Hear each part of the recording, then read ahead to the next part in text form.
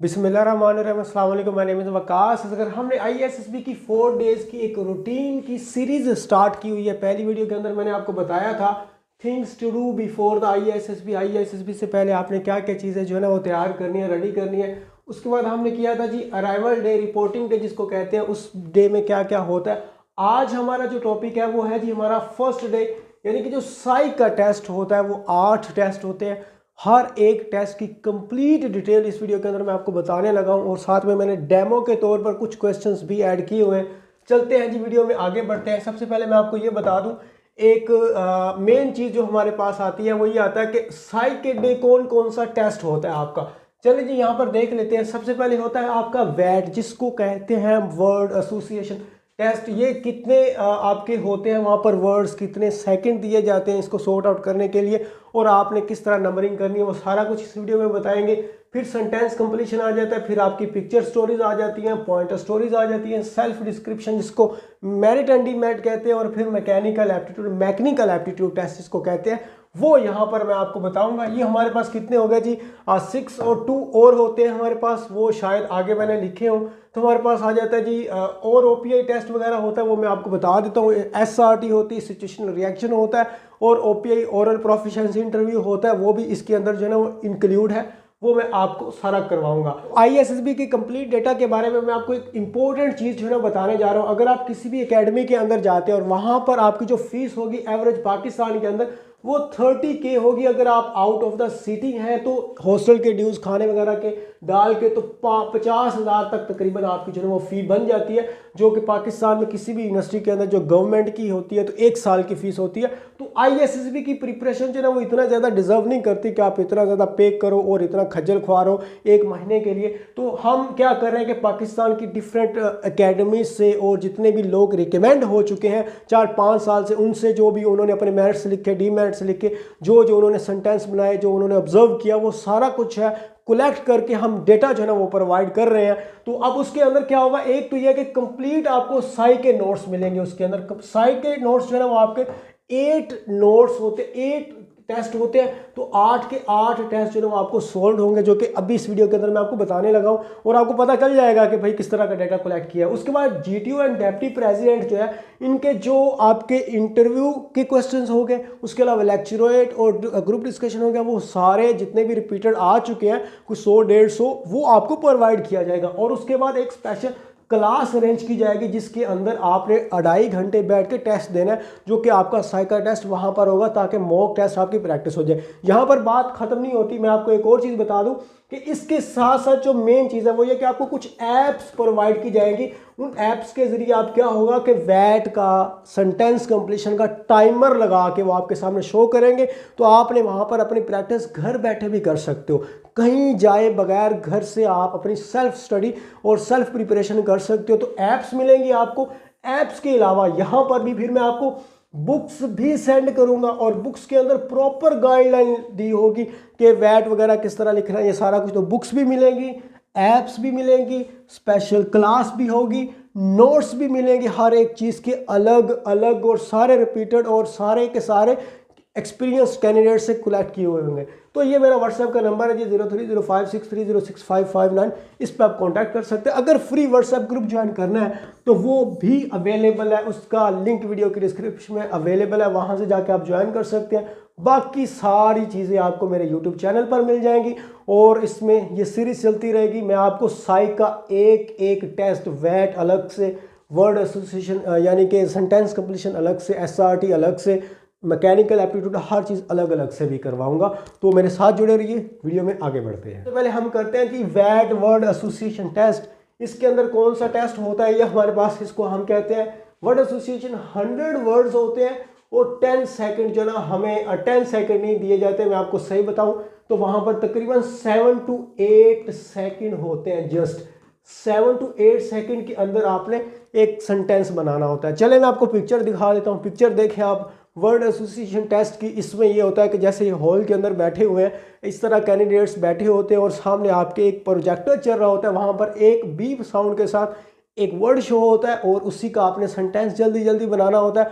उसके बाद फिर वो बीप साउंड के साथ दूसरा जो है वो आपके पास वर्ड शो होने लगता है। चले जी, हमारे पास कुछ आ जाता है। कि एग्जाम्पल के तौर पर मैंने कुछ चीज़ें यहाँ पर ऐड किया। मिसाल के तौर पर LED, आप में से पहले ये वर्ड आपके जहन में क्या ला रहा है, क्या चीज़ आ रही है? किसी ने शायद आप में से लेड पढ़ा हो, इसको जिसको कॉपर कहते हैं, मेटल। किसी ने लीड पढ़ा हो, जो कि वर्ब इंग्लिश के अंदर आता है, किसी चीज़ को लीडर की क्वालिटी को शो करता है। तो आप ये सेंटेंस बना सकते हो, लीडर ऑलवेज लीड्स। ठीक हो गया, आप लीडर का भी सेंटेंस बन गया, लीड का भी बन गया। आप में से किसी का अगर मेटल के तौर पर इसको जहन में आया तो यहाँ पर lead is a heavy metal, वो जो पीरियोडिक टेबल में जिसका PBA का हमारे पास सिंबल होता है। उसके बाद एक इसका आप और सेंटेंस बना सकते हो, लीडर्स ऑलवेज टेक रिस्पॉन्सिबिलिटीज। ठीक हो गया, तीनों बिल्कुल सही हैं, तीनों में कोई मसला नहीं है। अब जो चीज़ मैं आपको समझाने जा रहा हूँ, leaders miss use their power, leader जो है वो मिस यूज करते हैं अपनी पावर का। इस तरह के नेगेटिव सेंटेंस आपने नहीं बनाने। तो ये हमारा जो रेड कलर वाला है ये फॉल्स है। ठीक हो गया, बाकी ये होप वाले हैं। और बिल्कुल फिर नवाज शरीफ या Imran Khan is a good leader, good leader है या बैड लीडर है? हमने कोई भी पॉलिटिकली इस तरह का सेंटेंस नहीं बनाना। चेकर हो सकता है वो नवाज शरीफ को अच्छा समझता हो, इमरान खान को ना अच्छा समझता हो, तो फिर वो आप कोई भी ओपिनियन बेस्ड जो पर्सनैलिटी है उस पर कोई सेंटेंस नहीं बनाना। ये बात जहन में रखनी है। ठीक है, आप जिसको भी सपोर्ट करते हैं मेरा इससे कोई लेना देना नहीं, लेकिन मैंने आपको चीज़ पढ़ाई। और एक और बीच में बड़ी कमाल की चीज़ मैं आपको बताने लगा हूँ। सेंटेंस पढ़े, मुझे इधर उधर होना पड़ रहा है, कितना लंबा सेंटेंस है। Leader provides a guiding vision inspiring their team with a clear sense of the purpose and the direction towards shared goals. अच्छा, ये कितना लंबा सेंटेंस है, तो आपको मैं चीज़ें बता देता हूँ। ये वाला सेंटेंस आपने नहीं लिखना, ये वाला, ये वाला, ये वाला और ये वाला। इसकी वजह ये क्या है, इसकी वजह क्यों मैं ये कहा, ये तो बहुत लंबा सेंटेंस है, आप में से कोई भी इसको 6 से 7 सेकंड के अंदर नहीं लिख सकता। ठीक हो गया, क्योंकि लॉन्ग सेंटेंस आपने नहीं लिखने। ये देखिए कितना ईजी सा था, आसान लिख दिया, कितना ईजी सा है, लिख दिया। थोड़ा ये लॉन्ग बन गया लेकिन इट्स ओके। आप अगर लिखना थोड़ी स्पीड ज़्यादा है तो ये मैंने आपको बता दी, ये वाली चीज़ें नहीं लिखनी। ठीक है, प्रॉपर मैं गाइड नहीं कर रहा, लेकिन फिर भी आपको एग्जांपल्स के तौर पर वैट मैंने दिखा भी दिया और हमने कुछ वैट कर लिए। अब हमारे पास आ जाती है जी सेंटेंस कंप्लीशन। सुनिएगा, सेंटेंस कंप्लीशन के अंदर क्या होता है मैं आपको दिखा देता हूँ। पेज देखें, आपको इस तरह का पेज दिया जाएगा, उस पर 26 सेंटेंसेस दिए गए होंगे। इसको कहते हैं सेट नंबर 1। एक सेट के अंदर कितने सेंटेंस होंगे? 26। और हमारे पास इंग्लिश के 2 सेट दिए जाएंगे। इंग्लिश के 2 सेट होंगे, 2 सेट ही हमारे पास उर्दू के होंगे। अब हर एक इंग्लिश का 2 सेट हो गया ना, एक सेट को कंप्लीट करने के लिए 6 मिनट का टाइम दिया जाएगा। यानी कि 2 सेट को कंप्लीट के लिए हमारे पास 12 मिनट होंगे और हमने 12 मिनट में कितने सेंटेंस करने होते हैं? 26 और 26, 26 प्लस 26 हमारे पास हो जाएंगे 52। तो 52 हमने करने होंगे, ये इकट्ठे नहीं आते। पहले 26 का एक सेट होगा जो मैंने आपको दिखाया, वो जब आप सोल्व कर लेंगे 6 मिनट गुजरने के बाद, उसके बाद आपको एक और सेट दिया जाएगा, वही पेज दिया जाएगा और फिर आपने कंप्लीट करना। उसके बाद आपके उर्दू के स्टार्ट हो जाएंगे। मैंने आपको एग्जांपल्स के तौर पर जो है ना कुछ सेंटेंसेस यहाँ पर दिए हुए हैं। मिसाल के तौर पर वहाँ पर सेंटेंस लिखा है टुडे गर्ल्स आर। अब आपने किस तरह का सेंटेंस बनाना है और किस तरह का सेंटेंस नहीं बनाना। आपको पता होगा कि नेगेटिव कोई चीज़ भी, तो today girls are intelligence possible है, एक्सेप्टेबल है, वेरी गुड। ठीक हो गया। दूसरा sentence today girls are fashionable. आपने ये है या नहीं है, ठीक है, चीज़ें क्लियर है या फैशनेबल है या नहीं है, लेकिन इस तरह का सेंटेंस आपने नहीं बनाना। कोई ऐसी चीज़ जिसके अंदर अचीवमेंट हो, कोई क्वालिटी हो, कोई खूबी हो, कोई मेरिट हो, कोई ऐसा हमारे पास चीज़ हो, तो उसको आपने ऐड करना है। उसके बाद जी when he is free, main चीज़ यहाँ पर आपने देखनी है कि जब आप फ्री होते हो तो इमेजिन करो आप क्या करते हो। अब आपने ISSB का जो फॉर्म है जब वहाँ पर फिल किया, वहाँ पर मेरिट और डीमेरिट पहले भी इनिशियल इंटरव्यू वगैरह के अंदर भी लिख के गए हो, तो वो आपने अपना हॉबी जो लिखा था जो आपके जहन में है, तो यहाँ पर हॉबी पुट करना है। हॉबी के अंदर कुछ स्पोर्ट हो सकता है, कुछ भी हो सकता है। जब आपने फ्री होना है तो अपना यहाँ पर क्या लिखना है? हॉबी। मिसाल के तौर पर यहाँ पर किसी का हॉबी है play football, play cricket, game, कुछ भी है आपका, गार्डनिंग हॉबी है, तो हॉबी यहाँ पर लिख दें। ठीक है, या अपना कोई मेरिट लिख दें, हॉबी होना ज़रूरी होता है। और उसके बाद when he is free he goes to bazaar. अब ये कोई ठीक है, सेंटेंस स्ट्रक्चर वाइज ठीक है, कोई मतलब भी ठीक दे रहा है बच्चों वाला, लेकिन भाई ये क्या बात हुई कि जब मैं फ्री होता तो मैं बाजार चला जाता हूँ। मतलब बड़ा अजीब सा, अगर तुम गांव में रहते हो तो कौन सी भी गली में बाजार लगा हुआ है, तो इस तरह का कोई अच्छा नहीं इम्पैक्ट पड़ रहा कि बाजार में चला जाता, जब मैं फ्री होता तो एवं ही आवारागर्दी, तो ये वाली चीज़ जो है वो थोड़ी एक्सेप्टेबल नहीं है। सेंटेंस ठीक है लेकिन सेंस, जिस सेंस में आपने बनाना है वो ठीक नहीं है। उसके बाद हमारे पास आ जाती हैं जी चीज़ें उर्दू के, चले जी आ जाएँ। उर्दू में सबसे पहले हमारे पास आ जाता है, मैंने 2 ऐड किए रिश्तेदारों, आपको उर्दू के अंदर आ जाता है, तो आपने क्या किया यहाँ पर रिश्तेदारों के साथ अच्छा सलूक करें। वेरी गुड, बहुत अच्छा सेंटेंस है। लेकिन आप में से अगर कोई ऐसे ही बना दे, रिश्तेदारों को मुंह भी ना लगाएं, जैसे हम स्टेटस वगैरह पे देखते हैं ऐसी चीज़ें। असल बात ये मैं लिख क्यों रहा हूँ, ये वाली चीज़ तो आपने लिखनी नहीं, हरगज़ ही बिल्कुल भी नहीं लिखनी, आपको खुद भी पता है। तो मैं बता इसलिए रहा हूँ कि बाज़ औक़ात ये होता है कि हमारे जो फर्स्ट जो हमारे अंदर सोच आती है ना, किसी की चीज़ को भी सोचते, वो वही होती है जो डेली बेस पे हम कर रहे होते हैं। मिसाल के तौर पर आप में से कोई किसी का अच्छा सलूक ना हो रिलेटिव्स के साथ, तो वो शायद उसके ज़हन में इस तरह की चीज़ आए, तो ऐसे ही आपने तुक्के से नहीं लिख देना, इस चीज़ से जो ना अवॉइड करना। ठीक हो गया। ये चीज़ें जो आपको मैं पढ़ा रहा हूँ, ये फिर 20-20, 30-30 हज़ार दे के आप पढ़ेंगे तो आई थिंक शायद फिर आप समझें, लेकिन फ्री अगर आप नहीं समझ रहे तो आपकी मर्ज़ी है। अगर वीडियो सही लग रही है तो वीडियो को लाइक कर दें और जो है ना वो इसको शेयर भी कर दीजिएगा दोस्तों के साथ, ताकि वो अपनी सेल्फ जो प्रिपरेशन है उसको स्टार्ट कर सके इन चीज़ों को देख देख के। चूँकि मैं इंडिया वगैरह से जब मैं देखता हूँ ना उनकी, तो उनकी जो एजुकेशन है वो बड़े हाई लेवल पर जा चुकी है और वहाँ पर पढ़ाने वाले लोग जो है वो बहुत अच्छा करते हैं। और यहाँ पर हमारे यहाँ जो कोई पढ़ाता है तो वो ऐसा कहा जाता है कि भाई कोई उठ के आ जाता है कि इसको तो ये नहीं आता, इसको नहीं, तो वो टांग खींचने लगते हैं। ठीक है, तो जो मर्जी कर लो, मैं इंशाल्लाह आपको चीज़ें प्रोवाइड करूंगा हर फोर्सेस की और हर तरह का डेटा और बिल्कुल अथेंटिक सोर्सेज से। अच्छा, यहाँ पर आ गई आपकी पिक्चर स्टोरी। तो पिक्चर स्टोरी के अंदर हमारे पास आ जाता है 3.5 और मैंने आपको उर्दू का बताना था। उर्दू का आई थिंक मैंने आपको बता दिया है कि कितने सेंटेंसेस होते हैं। चले मैं आपको बता दूं उर्दू के भी आपके कितने सेंटेंसेस होते हैं जी। उर्दू सेंटेंस कंप्लीशन के लिए भी 26 आपके एक सेट में होते हैं। एक सेट के अंदर कितने होते हैं? 26 आपके सेंटेंसेस होंगे, बिल्कुल इसी तरह पेज पे लिखे हुए। और टाइम कितना होगा जी आपके पास? टाइम होगा सिर्फ और सिर्फ 6 मिनट। और उसके बाद एक सेट और मिलेगा, वो भी 26 होगा, तो 2 सेट हो गया। 2 सेट टोटल कितना हो गया? 22 सेंटेंसेस। और टाइम कितना हो गया हमारे पास? 12 मिनट के अंदर आपने 22 सेंटेंसेस को कंप्लीट करना होगा। और हमेशा पॉजिटिव सेंटेंसेस बनाना है, जिसके अंदर कोई होप हो, कोई अचीवमेंट हो, कोई गोल हो, कोई आपकी अपनी हॉबी हो, कोई स्पोर्ट हो, कोई आपका अपना मेरिट हो। तो इस तरह की चीज़ें जो है ना वो आपने बनानी होती है। चले जी हम आगे चलते हैं अपनी पिक्चर स्टोरी पे। तो सबसे पहले पिक्चर स्टोरी वगैरह मैं आपको जो है ना वो दिखा देता हूँ कि पिक्चर स्टोरी मैंने जो लिखी हुई है वो आप किस तरह यहाँ पर लिख सकते हैं। चले जी, सबसे पहले मैं आपको एक पिक्चर दिखाता हूँ। आप एक पिक्चर देखें, आपके सामने एक जो है ना शो हो रही है। एक लड़का है, वो अपने खुद को, अपने आप को मिरर के अंदर देख रहा है। ये एक पिक्चर आपके सामने 30 सेकंड के लिए शो होगी। 30 सेकंड के अंदर आपने ऑब्जर्व करना है अंदर कौन कौन सी चीज़ें पड़ी हैं, क्या क्या हो रहा है।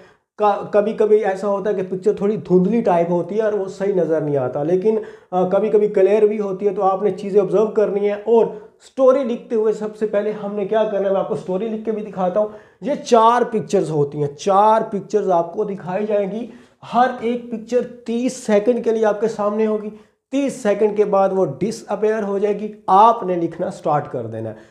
आपने कितने मिनट में लिखना है? 3.5 मिनट, 3.5 मिनट के अंदर आपने एक स्टोरी घड़नी है, एक स्टोरी बनानी है, जिसके अंदर एक इंट्रो पैराग्राफ हो, पैराग्राफ नहीं इंट्रोडक्शन हो उस चीज़ का, थोड़ा बैकग्राउंड टाइप, और उसके बाद सपोर्टिव सेंटेंसेस एंड पे कंक्लूजन। यानी कि आपने कोई भी चीज़ उसको जो है वो स्टार्ट करना है, फिर उसके अंदर आर्ग्यूमेंट्स देने हैं, उसकी खूबियाँ बतानी है उस करैक्टर की, अभी मैं आपको बताता हूँ। फिर एंड पे आपने एक अच्छा सा कंक्लूजन देना है कि वो हार्ड वर्क अगर किया तो फिर वो सक्सेसफुल हो गया। तो अब ये आपको कितनी स्टोरीज दी जाएंगी? आपको 4 जो है वो स्टोरीज दी जाएंगी। हर स्टोरी 30 सेकंड के लिए आपके सामने अपीयर होगी वहां पर प्रोजेक्टर पर, और उसके बाद वो डिसअपीयर हो जाएगी। तो पीछे बचे आपके 3.5 मिनट। 4 मिनट दिए जाते हैं, 4 स्टोरीज होती हैं। हर एक स्टोरी के लिए आपके पास 3.5 मिनट होते हैं लिखने के लिए। वैसे हर स्टोरी को लिखने के लिए आपके पास 4 मिनट होते हैं, तो 30 सेकंड तो आपने देखना है स्टोरी को, तो पीछे कितने बच गए? 3.5 मिनट। तो इसी तरह 4 स्टोरीज होंगी और 16 मिनट होंगे आपके पास 4 स्टोरीज को लिखने के लिए। और हर एक स्टोरी के अंदर आपने, ये वैसे 5 to 6 थोड़ी कम हो जाएंगी, मैं कहूँगा 8 to 9 लाइन्स है ना वो इनफ है। तो आपने 8 to 9 लाइन्स की एक स्टोरी जो है वो लिख देनी है। चलें जी, स्टोरी में आपको दिखा देता हूँ। जो पिक्चर हमने देखी हम उसकी एक स्टोरी लिख देते हैं। मैं आपको स्टोरी बताता हूँ कि लिखी कैसे गई है। पिक्चर के अंदर आपने जो भी देखा, मैंने क्या किया, उसको एक करैक्टर का नाम दे दिया। आपने करैक्टर का नाम XYZ नहीं रखना, उसका नाम दे देना है। तो ट्राई कीजिएगा अली वगैरह के नाम से, या वो जो सबा है लोड वाली, या जो वो सलमा है जो बचपन में हम पढ़ते थे कि सलमा ने आम खाए, सलमा सुबह सुबह उठती है। तो भाई मैं अपनी पूरी लाइफ में उस सलमा से नहीं मिला जो कि इतने ज़्यादा उसने काम किया हमारे बचपन में, और ना उस अली से मिला जो कि सुबह सुबह भी उठता है, हार्ड वर्किंग भी करता है और हर जगह घुसा होता है। किसी का वो बाप है, किसी का क्या है। तो आप ट्राई करें कि नाम जो है वो कोई अपने दोस्त वगैरह का यूज़ करें, ठीक होगा। क्योंकि ये नॉर्मली हर बंदा ही अपने ज़हन में अली गली सोच रहा होता है। स्पेल क्योंकि आसान है। अच्छा 16 ईयर आपने उसका थोड़ा सा बता दिया, एज भी बता दी। ये बड़ा कमाल का फैक्टर बीच में हुआ। क्यों? एक तो कैरेक्टर का नाम दे दिया, अब एज क्या बताई, 16 ईयर। हमें लग भी रहा था आप में से कोई 18 ईयर भी लिख सकता था, 19 भी। तो इसका मतलब ये है कि आपने पिक्चर को क्या किया, ऑब्जर्व किया और देखा है कि ये जो कैरेक्टर खड़ा है इसकी एज क्या है, ठीक हो गया। तो ये भी आपने मैटर करना, और कितने कैरेक्टर हैं, कितनी उनकी एज है, और जहां पर वो खड़ा हुआ है कोई काम कर रहा है उसकी लोकेशन कैसी है, वो आपने ऑब्जर्व करनी होगी। फर्स्ट ईयर स्टूडेंट, चले जी, उन्होंने एक डायरेक्शन भी दे दी, हैड प्रॉब्लम स्पीकिंग इंग्लिश। लो जी, अब आपने स्टोरी के अंदर जो चीज़ रिलेट करनी है, जो प्रॉब्लम बतानी है, कुछ भी बताना है, वो डेली लाइफ की एग्जांपल होनी चाहिए। ज़्यादातर आपको पता है ना, हर बंदा पूछ रहा होता है कि सर, मुझसे पूछ रहा होता है कि सर उर्दू में इंटरव्यू होगा कि इंग्लिश में होगा, और बार बार इंग्लिश की बात कर रहे होते हैं कि IAS भी इंग्लिश में है, मुझे तो इंग्लिश बोलना नहीं आती। तो कौन सी प्रॉब्लम को वो हाईलाइट कर रहा है? वही जो डेली लाइफ है, जो आपको पता है। तो इसका मतलब ये है कि आप प्रैक्टिकल एग्जांपल दे रहे हो, ठीक हो गया, स्पीकिंग इंग्लिश।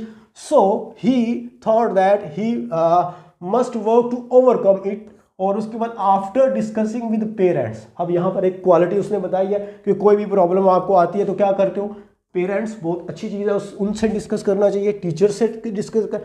और एक चीज़ बड़ा उसने जो है ना वो लर्निंग फ्रॉम द यूट्यूबर। आजकल क्या है, डिजिटल का दौर है, और इस चीज़ ने एजुकेशन सिस्टम को बड़ा आसान बना दिया। तो वो भी फैक्टर बीच में इंक्लूड कर दिया। हम भी अक्सर यूट्यूब पर सर्च कर रहे होते डिफरेंट प्रॉब्लम्स, तो क्या हो गया, हमें जो जो चीज़ें हम करते हैं उसी पे ही वो काम कर रहे हैं। He started loud reading of newspaper, कोई पढ़ता है कोई नहीं पढ़ता, लेकिन लाउड रीडिंग ठीक है, बहुत अच्छी चीज़ है। And self talking in the front of the mirror. अब देखते हैं हर बंदा बताता है। तो कितना स्पीकिंग इंग्लिश में प्रॉब्लम है, वो यूट्यूब से भी सीख रहा है, वो मिरर के सामने भी बोल रहा है। Improvement was however now nowhere near he wanted. Subhan changed gears, requested his teacher for extempore practice in class, install an English practice app. यहाँ पर उसने एक इंग्लिश की जो है वो प्रैक्टिस ऐप भी अपने फ़ोन के अंदर इंस्टॉल कर लिया। And also started recording hearing, मतलब खुद की वो आवाज़ भी रिकॉर्ड करता है और उसको सुनता भी है, मेरी प्रोनाउंसिएशन कैसी है, फ्लुएंसी कैसी है। और इसी तरह the progress was still very slow. अब यहाँ पर प्रोग्रेस बताइए कि यहाँ पर उसने थोड़ा सा ये बताया कि चीज़ें जो हैं वो कंसिस्टेंसी से करनी चाहिए, टाइम टेकिंग होता है ये प्रोसेस, तो जल्दबाजी आपके अंदर नहीं है। तो ये आप अपनी कोई एक क्वालिटी बता रहे, बट विद एफर्ट्स। अब यहाँ पर आपकी क्वालिटी एफर्ट्स की, he became fluent in English और he learn and applied hard work to other aspects of his life and become successful person.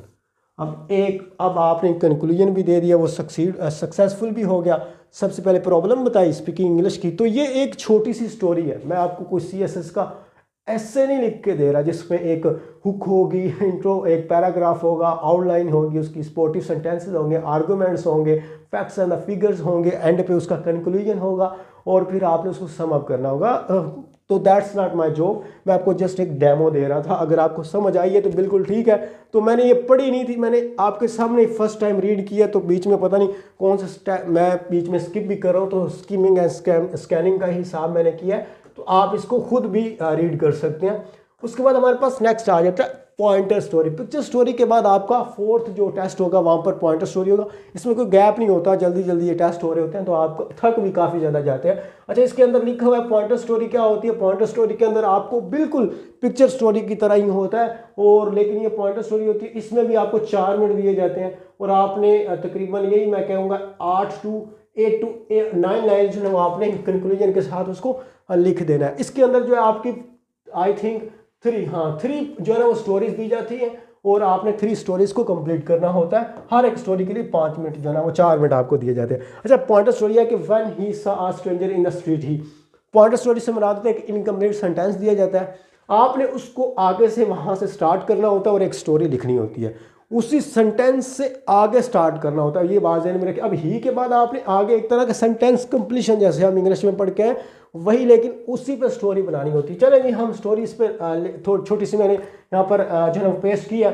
When he सा एक मिनट बस, when he saw a stranger in the street went to him. आप सबसे पहले मैं आपको ये बताऊंगा कि इसको लिखने का तरीका क्या होता है, कि इसको अपनी प्रैक्टिकल लाइफ के अंदर जो है ना वो खुद को इमेजिन करें। आपकी जो घर की गली है, अगर स्ट्रेंजर को देखते हो, स्ट्रेंजर से मुराद ये नहीं है कि वैसे तो हर अजनबी गुजर रहा होता है, अब यहाँ पर स्ट्रेंजर से मुराद वो है कि आपने देखा कोई ऐसा बंदा जो कभी इधर आ रहा है कभी उधर आ रहा है, कभी ऐसा होता भी है। आप अक्सर किसी बंदे को देखते हो तो लगता है यार ना ये कहीं भूल गया, ये इसको रास्ता नहीं पता चल रहा, तो हम उससे पूछते हैं कि भाई किधर जाना है। तो जब वो पूछता है कि भाई मुझे इस चीज़ का रास्ता नहीं पता, तो हम उसको वहाँ पर छोड़ देते हैं या बता देते हैं या गाइड कर देते हैं या मैं कुछ भी हम कह देते हैं घर का। तो यहाँ से स्ट्रेंजर से मुराद आपने वो लेना। जब आप घर के बाहर निकले हो तो आपने देखा एक स्ट्रेंजर एक अजनबी है, तो क्या करोगे उसको। अब 2 तरह की यहाँ पर फीलिंग आएंगी। एक तो ये है कि स्ट्रेंजर से मुराद हो सकता है कि क्या पता ये किसी को गोली मारने है, ये कुछ चोर डकैत है, या फिर आपको स्ट्रेंजर ये लग सकता है कि यार ये कहीं भूल गया है, किसी का मेहमान है। तो आपने ये मेहमान वाली सोच यहाँ पर पुट करनी है, वो गोली मारने वाली नहीं करनी, ठीक है। दोनों चीज़ें ठीक है, स्ट्रेंजर कोई भी हो सकता है, बट यहाँ पर जो किया है, went and ask of his work, the stranger said that he is the guest of the mister Mahmood but can't find his house. उसने कहा कि भाई मैं मिस्टर महमूद का मेहमान हूँ लेकिन मुझे उसका घर नहीं पता चल रहा। आपने उससे पूछा भाई क्या मसला है। He catch his hand and leaded him to the house of mister Mahmood. उसने अब उसका हाथ पकड़ा और मिस्टर महमूद के घर के पास ले गया या उसके घर में ले गया। तो अब उसको उसने ये नहीं कहा कि भाई मैप यूज़ कर लो, मतलब I was just joking. Who is his neighbour when mister Mahmood, मतलब ये बंदा नेबर था इसी लड़के का। When mister Mahmood saw became happy and also thanks to him, मतलब अब उसने एक बंदे का जो भी कैडेट है, जो भी कैंडिडेट है सॉरी, उसने क्या किया, किसी की मदद की है और फिर आगे से अगले बंदे ने उसका शुक्रिया अदा किया। तो ये एक आपने छोटी सी कुछ लाइंस लिखी हैं, तो मतलब आपकी जो क्वालिटी है तो वो क्या शो कर रही है, हेल्प अदर्स। बस एक ये चीज़ है। तो हर एक चीज़ को आपने क्या करना है, अपनी मेरिट और क्वालिटी से डिनोट करना है। सेल्फ डिस्क्रिप्शन टेस्ट आ जाते हैं हमारे पास, इसको हम मेरिट एंड डीमेरिट भी कहते हैं। मेरिट एंड डीमेरिट से क्या मुराद होता है, मेरिट कहते हैं किसी चीज़ को, खूबी को, और डीमेरिट कहते हैं खामी को। हमारे उस्ताद साहब फरमाते थे खामियां लिख दें, मेरिट और खूबियां लिख दें, ठीक है। हमारे उस्ताद साहब फरमाया करते थे कि खामी आपने IASSB में वो लिखनी है, बोलनी है, बकनी नहीं है। बकनी से मुराद ये है कि आपने कोई ऐसी खामी नहीं बतानी जो बिल्कुल इंतहा एक्सट्रीम लेवल की, जो नेगेटिव हो, नेगेशन हो, कोई ऐसी पर्सनल चीज़ें जो कि नहीं बतानी चाहिए। सोशल लेवल पर भी वो हर एक में होती हैं, तो वो आपने नहीं लिखनी। मेरिट्स एंड डीमेरिट्स इस तरह के लिखने हैं जो कि इतना इफ़ेक्ट ना करें आपकी पर्सनैलिटी के ऊपर, जो कि रिफॉर्मेबल हों हमारे पास। तो जैसे मैंने कुछ दिए हैं जी, मेरिट्स आप लिख सकते हो जी, आपका माइंड क्रिएटिव है, आप सपोर्टिव हो, पंक्चुअल हो, डिसिप्लिन हो। डीमेरिट्स में लिख सकते हैं जी, शाय लिख सकते हैं, और परफेक्शनिस्ट लिख सकते हैं, सेंसिटिव लिख सकते हैं। आप परफेक्शनिस्ट से मुराद ये होता है कि आप समझते हैं कि मैं ही ठीक हूँ, अगला बंदा गलत है, जो मैं कह जाऊँ वो सारा कुछ ठीक है। फिर ये फाशिज्म में भी आ जाता है, जैसे वो जर्मनी की वो नार्सिस्ट जो हमारे पास आ जाती है, उसकी ऑर्गेनाइजेशन, या मुझे वो भूल गया, सेंसिटिव वगैरह, ये सारी चीज़ें जो हैं वो आप लिख सकते हो। मोबाइल एडिक्शन वगैरह। खैर मैं साइक के एक एक चीज़ पर, वैट पे और वर्ड एसोसिएशन टेस्ट इसको कहते हैं, सेंटेंस कंप्लीशन, SRT, हर एक पे एक एक सिंगल अलग वीडियो भी बनाऊंगा, तो उसमें मैं फिर इनको कंप्लीट डिटेल से करूँगा। अच्छा, मैकेनिकल एप्टीट्यूड, जिसको हम मैकेनिकल एप्टीट्यूड या मैकेनिकल एप्टीट्यूड कहते हैं, और ये वाहिद टेस्ट होता है जिसके अंदर नेगेटिव मार्किंग होती है, और पूरी IASSB के अंदर कोई नेगेटिव मार्किंग वाला नहीं होता। अब इसके अंदर जो है वो टोटल कितने होते हैं, इस चीज़ को आपने समझना है। टोटल जो हमारे पास होते हैं ना, वो 50 MCQ सिर्फ होते हैं, और ये आपको वहाँ पर शो नहीं होंगे प्रोजेक्टर पर ही। एक बुकलेट दी होगी, बुकलेट पर जैसे बच्चों की तरह हम ऊपर एक मतलब आई थिंक शॉपर टाइप जो है ना वो लगा देते थे ट्रांसपेरेंट, ताकि बच्चे लिखें। तो वो पेंसिल गंद वगैरह पेज पे ना पड़े, तो वो वहाँ पर वैसे लगा होता है, तो वो इजाज़त नहीं देते कि आपने वहाँ पर टिक करनी है। बुकलेट को टिक नहीं करनी, बबल शीट दी जाती है, बबल शीट पर आपने वहाँ पर देखना है कौन सा आंसर है, तो बबल शीट पे फिल कर देना। अब इसका तरीका एक ही होता है, अगर आपके 50 MCQs हैं और उसमें से 25 MCQs जो है वो आपके ठीक हैं और 25 आपके गलत हैं, तो फिर आपका नंबर होगा 0। और अगर आपके 30 जो है ना वो गलत हैं और 25 ठीक है, तो आपका जो नंबर होंगे वो होंगे -5। ठीक हो गया।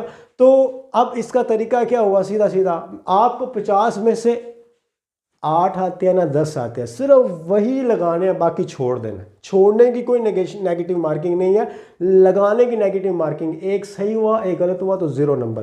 तो आपने क्या करना है, ट्राई कीजिएगा कि जो आपको आता है सिर्फ और सिर्फ वही लगाना है, बाकी छोड़ देना है। हम लालच में आ जाते हैं तुक्का लगाने पे, तुक्के पे आके फिर मतलब मारा जाता है। तो आपने क्या करना, 50 में से अगर आपको 8 भी आते हैं ना, तो सिर्फ वही लगा देना, चुप करके बैठ जाना। पूरी एक बुकलेट देख लेनी है, कन्फर्म है, आपको लगा देना। मिसाल के तौर पर मैंने इसलिए यहाँ पर एक आसान सा जो है MCQs यहाँ पर लिखा हुआ है। जैसे यहाँ पर उसने लिखा है कि which tank will cool water faster, कौन सा इसमें ऐसा है जिसमें वाटर अगर हम पानी डालें तो वो जल्दी जो है ना वो ठंडा हो जाएगा। तो यहाँ पर देखिए जिसका सरफेस एरिया थोड़ा ज़्यादा है, ठीक है, तो वो ए इसका आंसर होगा, क्योंकि ये फिज़िक्स के ही होते हैं रिलेटेड, पुली वगैरह के रिलेटेड। तो इसमें अगर आप इसकी मिसाल इस तरह है कि अगर चाय है कप के अंदर, तो अगर उसको बड़ी सी प्लेट में डालें तो वो चाय जल्दी ठंडी हो जाएगी, कप में वो थोड़ी जो है ना वो लेट होगी। तो वही है, तो ए इसका आंसर होगा।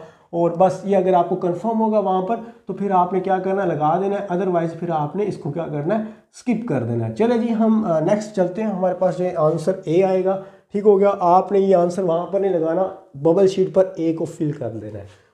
उसके बाद हमारे पास चले, ये सेकंड भी आ गया। अच्छा, ये बुक जिस बुक से मैंने लिया ना, अब उसमें on which pole does the weight press harder, तो कौन सा ज़्यादा इस पे जो है ना वो क्या उसका नाम है, पावर जिसकी ज़्यादा है, या कौन ज़्यादा फोर्स लगा रहा है, कौन इसको प्रेस कर देगा ज़्यादा। तो इसमें देखें कि ये बिल्कुल कॉर्नर से इस पर फोर्स लगा रहा है, और यहाँ पर हमारे पास ये इस कॉर्नर से फोर्स लगा रहा है, और ये यहाँ से लगा रहा है। तो मेरे नज़दीक जो इसका आंसर है ना वो ये 2 वाला होगा, लेकिन जिस बुक से मैंने पढ़ा वो 1 था, वहाँ पर लिखा हुआ ए लिखा हुआ था।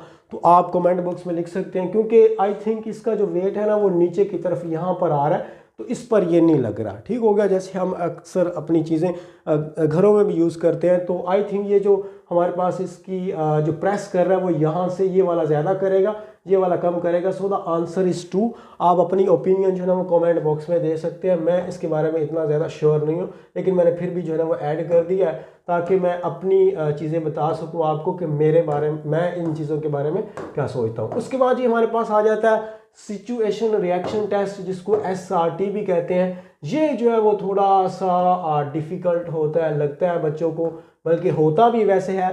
सिचुएशनल रिएक्शन टेस्ट SRT, इसमें 10 आपको सिचुएशन दी जाती हैं, प्रोजेक्टर पर शो होती हैं।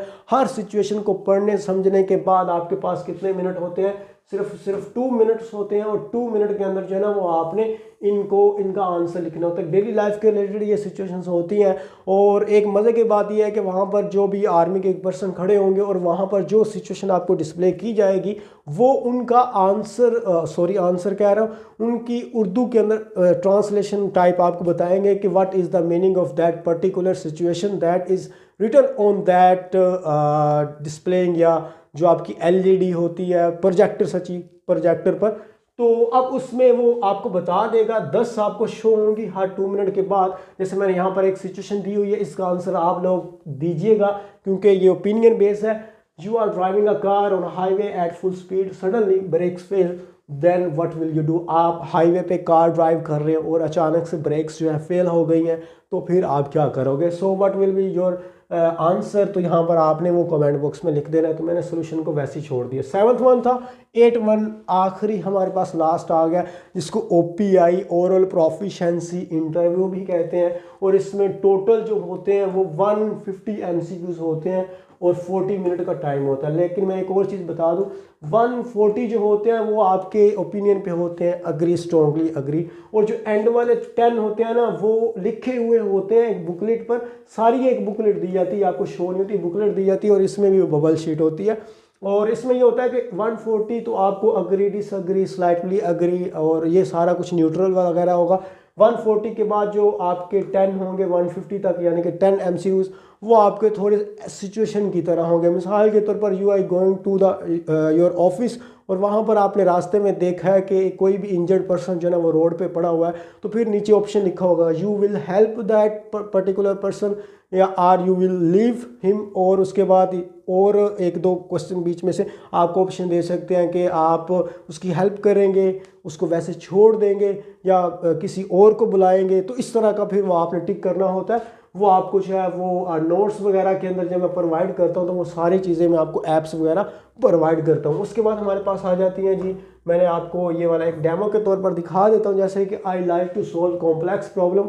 अब यहाँ पर आपने कोई भी लगाना है, बड़ा आसान सा होता है, अपनी पर्सनैलिटी के रिलेटेड है। आप I like to solve complex problem, अगर आपके अंदर एक ऐसी मेरिट है, एक ऐसी क्वालिटी है जिसमें आप चैलेंजेस को एक्सेप्ट करते हैं, चैलेंजेस लेना बहुत आपको पसंद है, या आप रिस्की पर्सनैलिटी के रिलेटेड हैं, तो फिर आप इसमें जो है ना वो लगा देंगे आप अग्री करते हैं, स्ट्रॉन्गली अग्री करते हैं। तो मैं यहाँ पर स्ट्रॉन्गली अग्री करता हूँ, क्योंकि मेरी पर्सनैलिटी के अंदर ये होता है कि मैं वैसे भी हर तरह की एक डेली लाइफ के अंदर भी प्रॉब्लम्स जो होती हैं, और उसके अलावा ये जो मैथ वगैरह की अपने स्टडी रिलेटेड, एकेडमिक करियर के रिलेटेड होती हैं, तो वो भी चीज़ें मैं बड़ी सॉल्व करता हूँ। तो मेरी पर्सनैलिटी पे ये चीज़ सूट करती है। आपकी पर्सनैलिटी अलग है, आपका आंसर अलग हो सकता है। तो बस इसमें एक जो तिकड़म होता है वो ये होता है कि ये बिल्कुल इसी तरह की स्टेटमेंट बिल्कुल चेंज होगी, बट उसका थीम यही होगा, वो एक दफ़ा फिर पूछेगा आपको। तो यहाँ पर अगर मैंने स्ट्रॉन्गली अग्री लगाया है, और वहाँ पर आपको ये अगर वो पूछेगा कि you have a personality to take the risk, तो वहाँ पर अगर मैंने यू टेक द रिस्क, ऐसा नहीं लगेगा, रिस्क आएगा अकेला। तो अगर फिर वहाँ पर भी मुझे स्ट्रॉन्गली अग्री लगाना होगा, क्योंकि यही उसी का ही एक तरह का सिनोनिम है। तो इसी तरह के बीच में होते हैं क्वेश्चंस। एक आपको उसने नंबर 5 पे पूछा, फिर वो आपसे 80 नंबर पे पूछेगा वही, लेकिन बस थोड़ा सा सेंटेंस चेंज होगा। तो फिर आपको कंपेयर करेगा कि वहाँ पर पर्सनैलिटी अगर आपने अग्री लगाया था, तो अभी आपने क्या उसको डिसअग्री किया है, न्यूट्रल किया है, तो फिर आपकी पर्सनैलिटी कन्फ्यूजन का शिकार है, आपको अपने बारे में नहीं पता। तो ये साइकोलॉजिकली ये सारी चीज़ें चेक की जाती हैं। आई होप आपको कुछ ना कुछ समझ आया होगा। ये सीरीज़ चलती रहेगी इंशाल्लाह, बिल्कुल फ्री ऑफ कॉस्ट होगा सारा कुछ, और मैं साइक का 1 बाय 1 एक एक चीज़ जो है ना वो आपको यहाँ पर प्रोवाइड करूँगा, और एक एक चीज़ हम करेंगे। अगर कोई भी बात पूछने वाली है कमेंट बॉक्स में पूछ लें, और अगर आप नोट्स बाय करते हैं तो उसमें मैं आपको ऐप्स भी प्रोवाइड करूँगा, जहाँ पर आपका अपना डेली जो है वो टेस्ट दे सकते हैं। और अगर आप बुक्स भी मैं आपको प्रोवाइड करूँगा। तो मुझे दीजिए इजाज़त, अल्लाह हाफिज़।